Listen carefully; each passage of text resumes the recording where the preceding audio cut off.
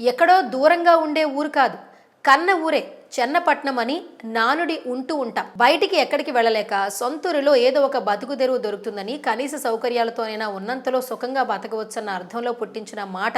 కానీ తమిళనాడులోని రామనాథపురం జిల్లా కముది తాలూకాలోని కల్లత్తికులం గ్రామం ఇందుకు భిన్నం.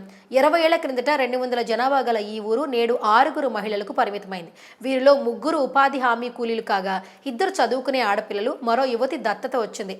ఊరి మొదట్లో వినాయకుడి ఆలయం, కులదైవమైన వాళ్ల 100 అమ్మవారి కోవెల ఒకప్పటి గ్రామ వైభవానికి ఆనవాళ్లుగా మిగిలాయి. ఇప్పుడు పదుల సంఖ్యలో మట్టి ఇళ్లు పాడుపడిపోయి తాళాలు వేసి కనిపిస్తున్నాయి. వీరు నిత్యావసరాలు, వంట సరుకులను 2 కిలోమీటర్ల దూరంలోని పొరుగురికి వెళ్లి తెచ్చుకుంటున్నారు.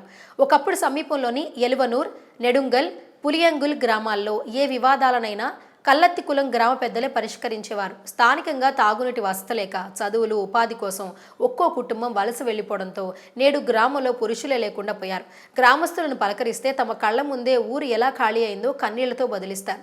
ఈ సందర్భంగా ఒక ప్రముఖ మీడియా ఛానల్ వారి ఊరికి వెళ్లి వారి సమస్యలను అడిగి తెలుసుకున్నారు.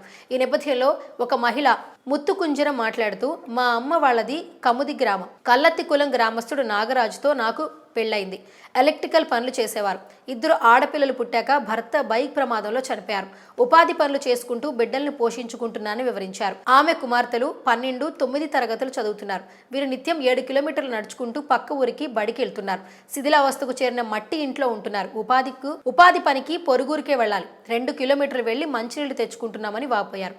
మరో మహిళ వితంతువు. ఆమెకు పిల్లలు లేకపోవడంతో సోదరి కుమార్తె హర్మిషను పెంచుకుంటుంది. 100 రోజుల పని వారికి జీవనాధారం. 6వ మహిళ కమిలా అమ్మాయిలను పలకరించగా, నా భర్త నరేంద్రన్ పోలీసు ఉద్యోగం చేస్తూ 5 ఏళ్ల క్రిందటకు చనిపోయారు.